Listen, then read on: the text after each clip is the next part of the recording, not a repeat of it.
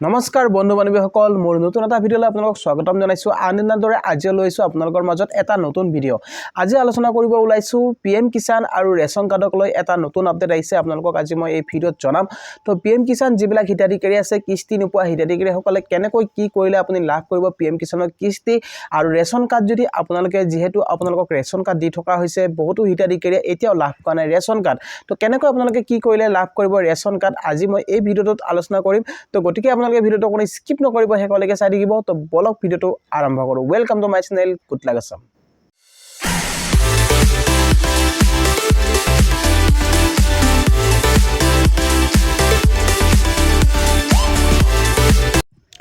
লাখ লাখ মহিলাই লাভ কৰিব ration card তো আপোনালোকে সকলোৱে জানে ৰেচন কাৰ্ড যেহেতু আহি গৈছে আপোনালোকৰ বাবে তো ৰেচন কাৰ্ড আপুনি বাৰু লাভ কৰা নাই নেকি যেহেতু মুখ্যমন্ত্ৰীয়ে জনাইছিলে কৈছিলে যে আপোনালোকে যেহেতু 16 মানে আপোনালোকক যেহেতু 16 তাৰিখৰ পৰা দিয়া হৈছে ৰেচন কাৰ্ড আপোনালোকক সভা অনুষ্ঠিত কৰি মন্ত্ৰীয়ে আপোনাক নিজৰ হাতত আপোনাৰ হাতত যেহেতু আপোনালোকৰ ৰেচন কাৰ্ড তুলি দিম বুলি কৈছিলে তো বহুতো হিতাধিকাৰীয়ে এই ৰেচন কাৰ্ড লাভ কৰিছে বা আৰু কিছুমানে লাভ কৰা নাই তো এতিয়া আপোনালোকক ক'ব খুজিছো আপুনি বাৰু ৰেচন কাৰ্ড লাভ কৰা নাই নেকি যদি আপুনি ৰেচন কাৰ্ড লাভ কৰা নাই তেতিয়া হলে আপুনি কি কৰিলে ৰেচন কাৰ্ড লাভ কৰিব তো আপোনালোকক ক'ব খুজিছো যদিহে আপুনি ৰেচন কাৰ্ড লাভ কৰা নাই আপোনাৰ যদি লিষ্টত নামটো আছে তেতিয়া হলে আপুনি নিশ্চয় লাভ কৰিব ৰেচন কাৰ্ড আৰু যিবিলাক সভা অনুষ্ঠিত কৰি ৰেচন কাৰ্ড দিয়া হৈছে তাতে কেইখন মানুহে ৰেচন কাৰ্ড কেজন মানুহকে দিয়া হৈছে কিন্তু প্ৰত্যেক গৰাকী মানুহক মহিলাক দিয়া হোৱা নাই তো আপোনালোকে কিছুদিন পাছতে আপোনালোকে আৰু কিছুদিন পিছতে আপোনালোকে লাভ কৰিব ৰেচন কাৰ্ড কেতিয়া লাভ কৰিব আপোনালোকক ক'ব খুজিছো যেহেতু 21 তাৰিখ মানে 21 তাৰিখ দিনটো আপোনালোকে মনত ৰাখিব অহা 21 তাৰিখে আপুনি লাভ কৰিব ৰেচন কাৰ্ড আপোনালোকক ক'ব খুজিছো যে প্ৰত্যেক গৰাকী মহিলাই যিবিলাক দুখীয়া দৰিদ্ৰ মহিলা আছে আপুনি যদি ৰেচন কাৰ্ডৰ বাবে আবেদন কৰিছিলে তেতিয়া হলে আপুনি নিশ্চয় ৰেচন কাৰ্ড লাভ কৰিব কিন্তু তাৰ কাৰণে আপুনি ক'ত যাব লাগিব আপুনি যদি ৰেচন কাৰ্ডৰ আপোনালোকে আবেদন যদি কৰিছিলে আপোনাৰ যদি নামটো আহিছে আপোনাৰ লিষ্টত তেতিয়া হলে আপুনি নিশ্চয় লাভ কৰিব ৰেচন কাৰ্ড তো এই ৰেচন কাৰ্ড আপোনালোকে ক'ত যাব লাগিব আপোনালোকে যাব লাগিব আপোনাৰ পঞ্চায়ত অফিচত আপোনালোকে অহা 21 তাৰিখ দিনটো আপোনালোকে মনত ৰাখিব অহা 21 তাৰিখে আপোনালোকে লাভ কৰিব ৰেচন কাৰ্ড তাৰ কাৰণে আপুনি পঞ্চায়ত অফিচ বা আপুনি কণ্ট্ৰল দোকানত যোগাযোগ কৰিব পাৰে কিয়নো পঞ্চায়ত অফিচত আপুনি গলে আপুনি গম পাব যে কেতিয়া আপোনালোকক ৰেচন কাৰ্ড দিয়া হ'ব তো পঞ্চায়ত অফিচত যেহেতু ৰেচন কাৰ্ড আহিব যিবিলাক নতুন ৰেচন কাৰ্ড আছে সকলো মহিলাক দিয়া হ'ব ৰেচন কাৰ্ড আপোনাৰ যদি নামটো আহিছে লিষ্টত মনত ৰাখিব আপোনাৰ যদি নামটো আহিছে আপুনি নিশ্চয় লাভ কৰিব ৰেচন কাৰ্ড প্ৰত্যেক গৰাকী মহিলাক দিয়া হ'ব এই ৰেচন কাৰ্ড আৰু এই ৰেচন কাৰ্ড থাকিলে আপুনি লাভ কৰিব 5 কেজি কৈ চাউল তো আপুনি 5 কেজি কৈ চাউল লাভ কৰিব প্ৰত্যেক গৰাকী মানে আপোনালোকৰ সদস্যলৈ আপোনাৰ পৰিয়াল যদি 5 জন হয় তেতিয়া হলে আপুনি 25 কেজি চাউল লাভ কৰিব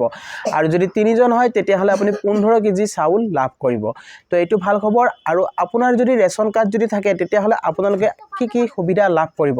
যদি আপোনাৰ ৰেচন কাৰ্ড থাকে তেতিয়া হলে আপুনি লাভ কৰিব 5 লাখ বীমা আপোনাৰ যদি আয়ুষ্মান কাৰ্ডখন নাই ধৰি লওক আপোনাৰ আয়ুষ্মান কাৰ্ডখন নাই আপুনি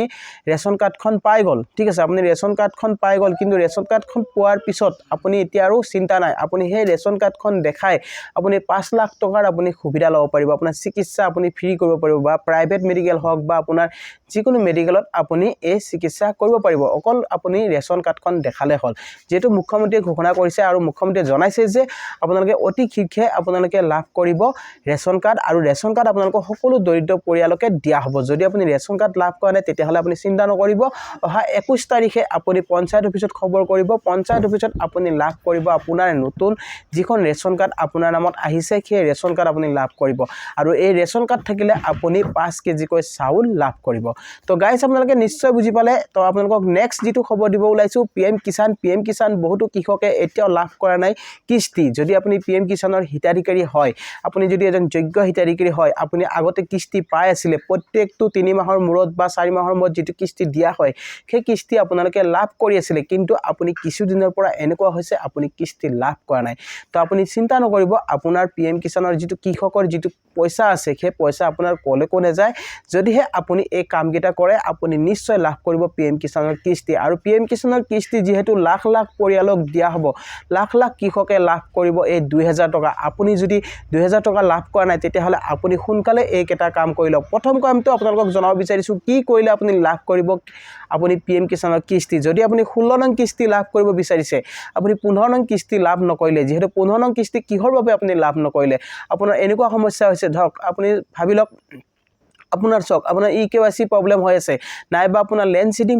হোৱা নাই বা আপোনাৰ আধাৰ সিডিং হোৱা নাই কৰবাত নহয় কৰবাত আপোনাৰ কিবা নহয় কিবা এটা প্ৰবলেম আপোনাৰ হৈছে সেই কাৰণে আপুনি PM কিষাণৰ কিস্তি লাভ কৰা নাই তো PM কিষাণৰ কিস্তি যদি আপুনি লাভ কৰা নাই এই তিনিটা কাম আপোনালোকে কৰিব লাগিব যদিহে আপুনি কৰা নাই 31 জানুৱাৰী আপোনাৰ যেহেতু আপোনাক ডেট ধৰি দিয়া হৈছে 31 জানুৱাৰীৰ ভিতৰত আপোনালোকে PM কিষাণৰ ইখিনি কাম কৰি লওক আপুনি আপোনাক মই স্ক্ৰিনত দেখাব খুজিছো এটো হৈছে আপোনাৰ ষ্টেটাস বেনিফিচিয়াৰী ষ্টেটাস তো বেনিফিচিয়াৰী ষ্টেটাসটো আপোনালোকে প্ৰথম আপোনালোকে বেনিফিচিয়াৰী ষ্টেটাসটো চেক কৰিব আপোনাৰ বেনিফিচিয়াৰী ষ্টেটাস কি বুলি আহিছে আপুনি প্ৰথমতে আপুনি স্ক্ৰিনত আপুনি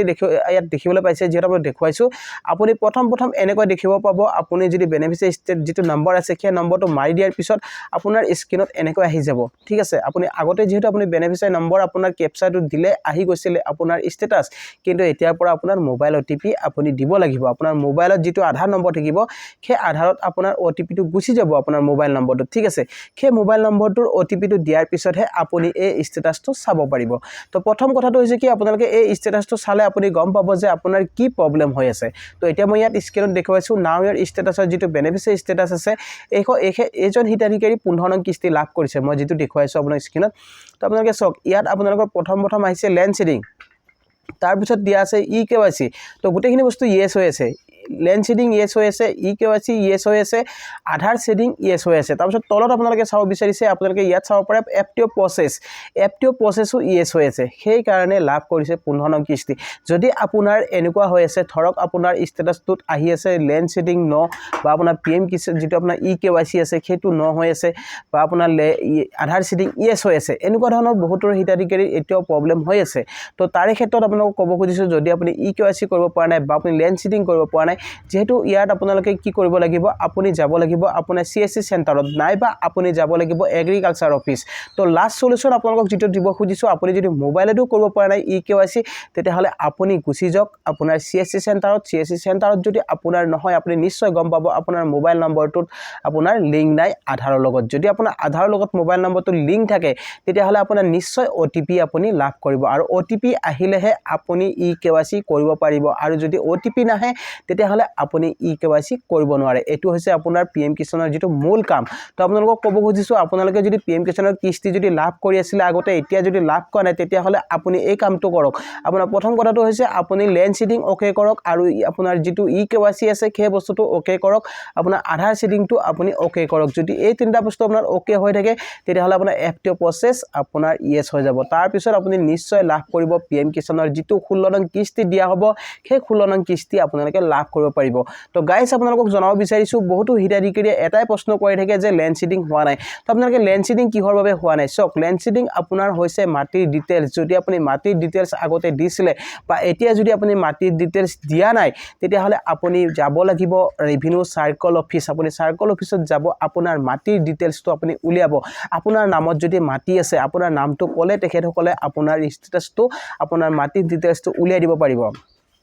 সেই মাটিৰ যেটো জমাবন্দী আছে বা চিঠা কপি সেই চিঠা কপিটো আপুনি যাব লাগিব এগ্ৰিকালচাৰ অফিচত আপুনি এগ্ৰিকালচাৰ অফিচত আপোনাৰ বেনিফিচিয়াৰী নম্বৰটো ক'লে তেখেতসকলক আপোনালোকে এই কাগজখন দিব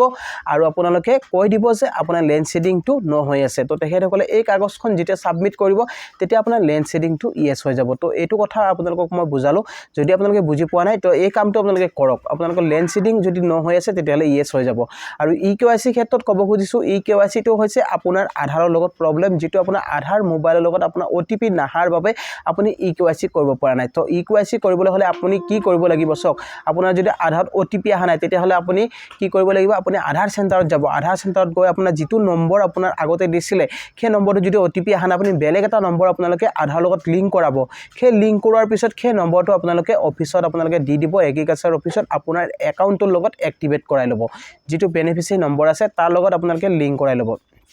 চাব আপোনালোকে সেই বস্তুটো আপোনাৰ যেটো EKYC আছে সেই EKYC আপোনাৰ চাব আপোনাৰ ইয়েস হৈ যাব তো EKYC এনেকৈ আপোনালোকে